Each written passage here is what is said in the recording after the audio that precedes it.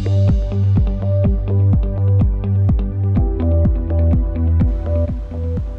everybody, and welcome back to American Epoxy's Tabletop Thursdays. My name is Vanessa, and you guys, I can only imagine what you're thinking right now.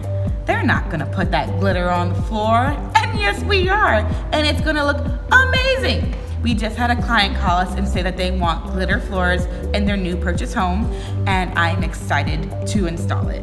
Well, not me technically, but one of our guys are gonna go and install this gorgeous gold glitter into their closet. And I just know I haven't shared any of those with you, and I think that's very selfish of me. So I just wanted to put a little video together to show you guys how beautiful gold and silver glitter is on floors, and kind of want to know, would you guys do this for your home? Where would you put it? Closet, bedroom, bathroom, your entire home? Yeah, I'd put it in my entire house. So check out this video and let me know what you guys think.